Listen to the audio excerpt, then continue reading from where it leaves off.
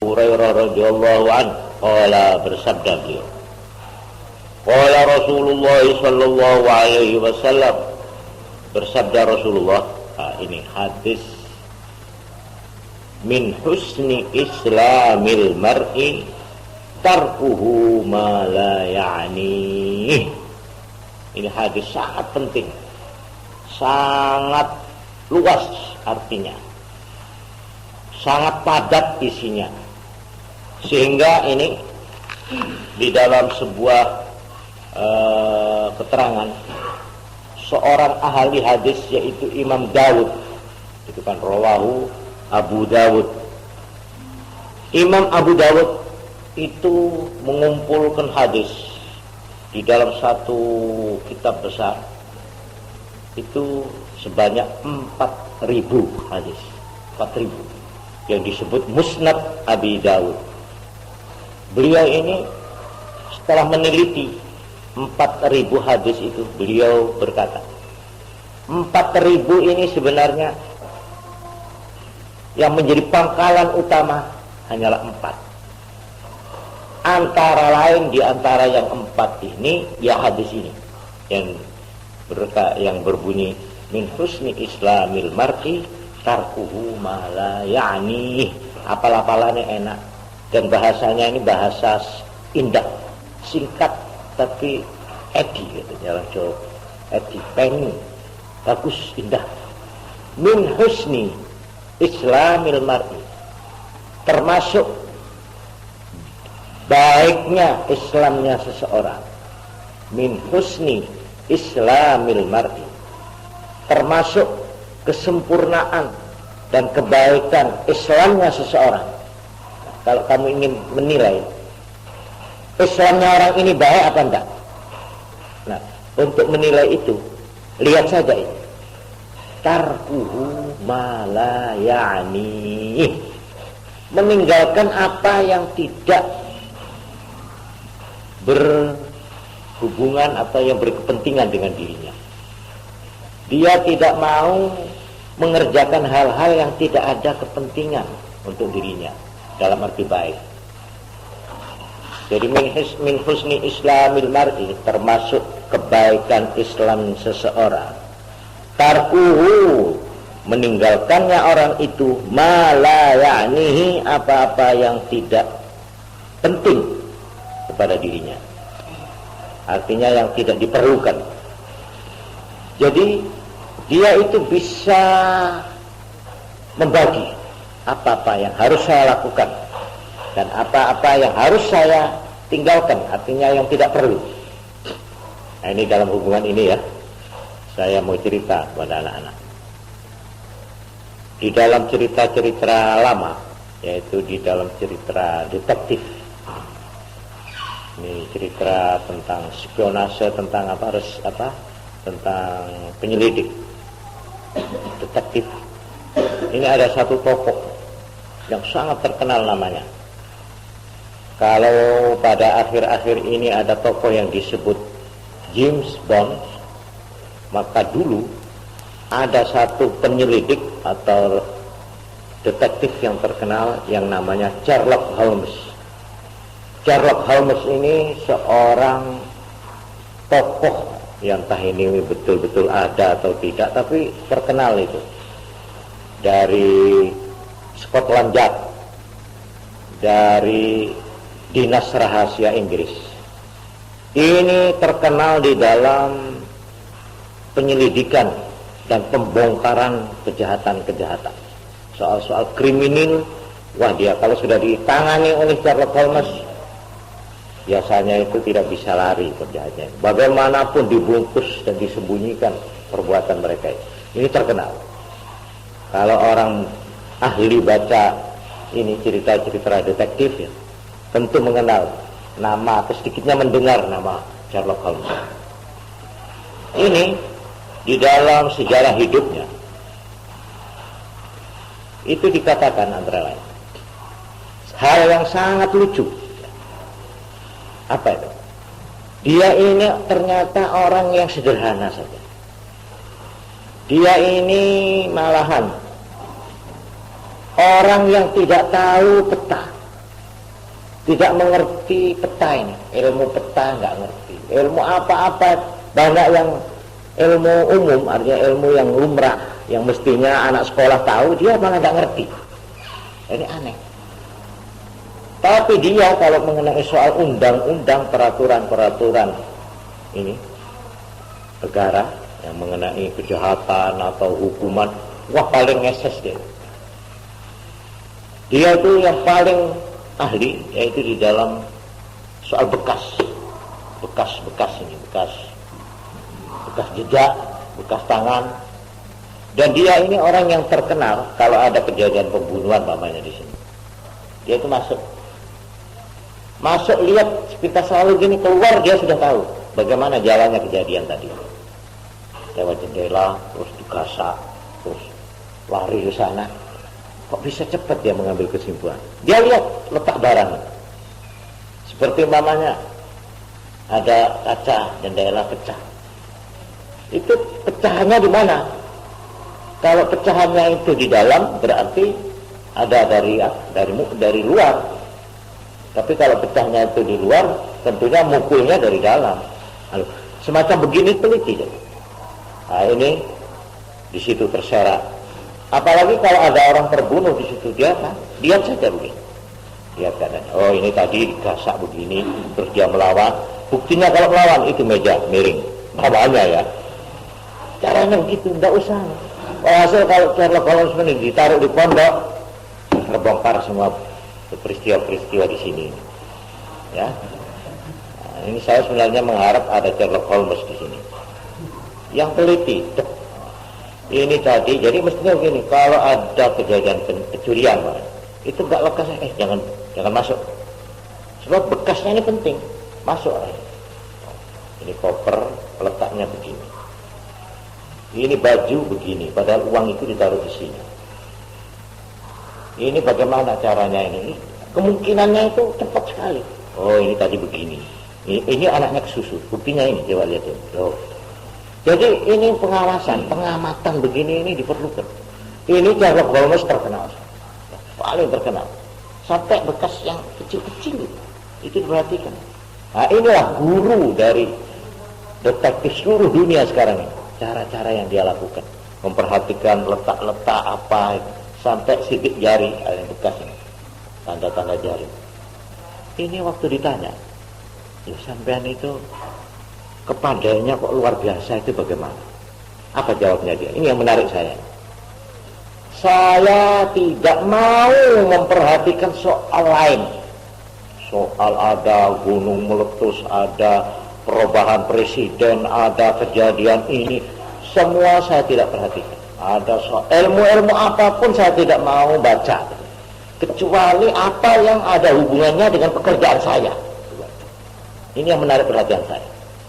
Jadi saya hanya mempelajari secara tekun hal-hal yang langsung ada hubungannya dengan pekerjaan saya atau dengan bakat saya. Yang lain itu nyelak itu. Artinya menambah beban, toh tidak ada hubungannya dengan pekerjaan saya. Nah, ini sebaliknya dari orang ahli pidato. Ahli pidato itu ya, ahli mubaligh. Itu kebanyakan loh, bukan semua ini. Itu biasanya ilmunya itu seolah-olah mengerti semua. Mengenai ilmu dukun, ilmu klenik, ilmu agama, apa saja. Terus ilmu alam, segala ilmu seolah-olah dia tahu, tapi sebenarnya rahasianya itu dia cuma tahu sedikit-sedikit. Akhirnya dia orang kepala tangguh. Kalau ditaruh di satu tempat nggak bisa berbuat apa-apa. Tapi kalau maaf ini, kalau disuruh ngoceh, paling pintar dia. Bahan cerita cukup dia. Mengenai wanita bisa dia cerita. Mengenai biskop bisa cerita.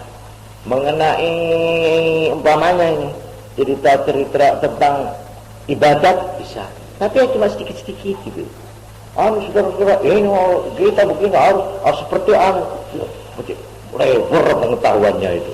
Apa saja bidang ekonomi tapi kalau dimasukin dia itu kosong. Umumnya cuma sedikit-sedikit. Nah ini hadis mengajarkan kepada kita satu pegangan yang penting. Coba. Termasuk kebaikan Islam seseorang, Dia tidak mau mengerjakan hal-hal yang tidak ada hubungan dengan dirinya. Ini. Tapi dalam arti agama ini, min husni islamil mar'i tarkuhu ma la ya'lam. Ini berarti spesialisasi, berarti ketekunan khusus. Kalau saya itu memang seorang dokter, saya hanya akan menghabiskan waktu saya untuk menambah ilmu-ilmu apapun yang ada hubungannya dengan penyakit. Saya tidak akan membicarakan undang-undang, peraturan-peraturan sebagai orang politik, enggak mau. Waktu saya habis untuk itu, hasilnya tidak ada hubungannya dengan pekerjaan saya. Karena itu ya umumnya dokter itu bodoh mengenai politik. Karena dia habiskan perhatiannya itu hanya memperdalam ilmu yang ada hubungannya dengan penyakit. Seorang pertanian juga begitu. Dia itu menekunkan dirinya, menambah pengetahuannya dalam hal-hal yang ada hubungannya dengan tanah, dengan tumbuh-tumbuhan. Itu habiskan di situ. Dan dia betul-betul disebut akhirnya expert, artinya ahli dalam bidang itu. Nah, biasanya orang itu kalau ahli di bidang itu, biasanya di bidang lain dia tidak ahli. Nah, ini sekarang kamu tinggal pilih. Saya ini sok tahu, ada sok tahu. Semua tahu. Ada orang bicara soal padi, dia bisa. Soal perkutut, manuk, wah dia bisa. Soal aduan sapi, dia bisa ngomong nyambung. Walhasil cakap dah. Tapi dia itu tidak punya kerja tertentu, tidak punya keahlian. Apa kerjanya kamu? Tukang cukur? Bukan. Nah, pola anak tokang? Bukan. Barangkali pegawai? Bukan. Walhasil semua pekerjaan tidak bisa dia itu. Karena dia itu cuma ya itu, ingat apa tawon itu ngeber ini, cetek semua, akhirnya jadi ini, akhirnya menjadi makelar. Tapi makelar omong, ada omong gini dia, wah gini, paling ngecepek gitu. Karena itu orang yang paling banyak bualnya, paling banyak ngomongnya, itu tandanya dia itu nganggur, tidak ada kerja dia itu. Kekurangan pekerjaan.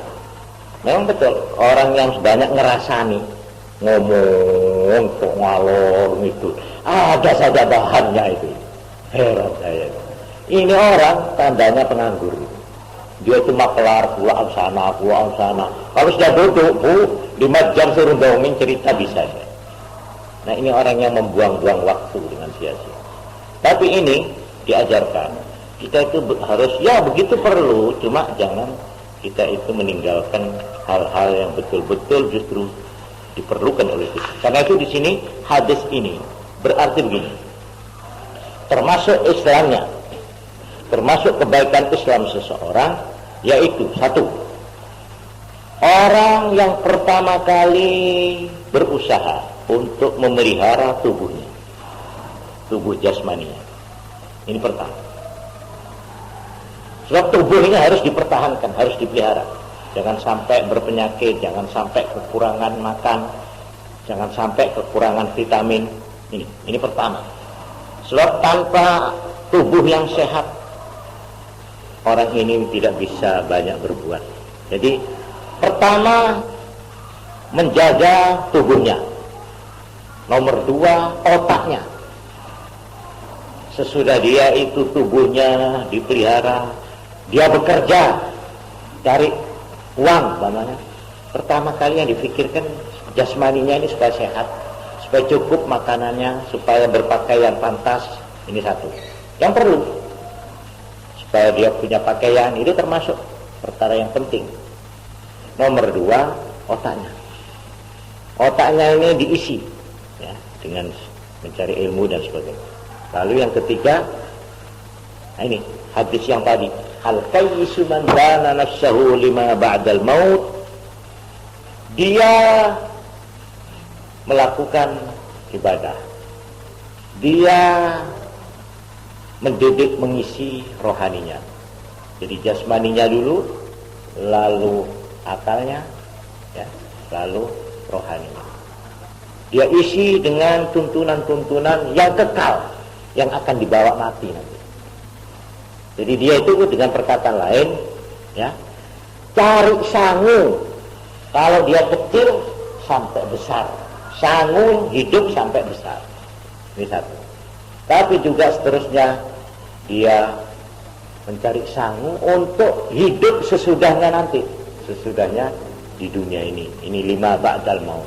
Orang yang mempunyai begitu itu katanya Nabi, wal qayyis, itu orang cerdik. Qayyis. Qayyis itu orang yang cerdik. Cerdik. Al-qayyis. Nah, itu maksud dari hadis ini. Min husni islamil mar'i tarkuhu ma la ya'ni. Dia bisa, makanya sekarang loh, ini saya sebentar lagi saya tak, biar sedikit saya mengulangi pelajaran. Biar tidak melencer ke teman, enggak mau dia. Dia tahu. Ini muhasabah, dana nafsu, memperhitungkan dirinya. Enggak, maaf saja sampai berangkat dulu, saya belum melihat pelajaran. Nah, ini orang yang bisa membagi-bagi waktu, mana yang perlu, mana yang tidak, mana yang pokok, mana yang hiburan, itu tahu. Enggak dilobroh itu, menong sampai begini. Apa ini satunya ini apa yang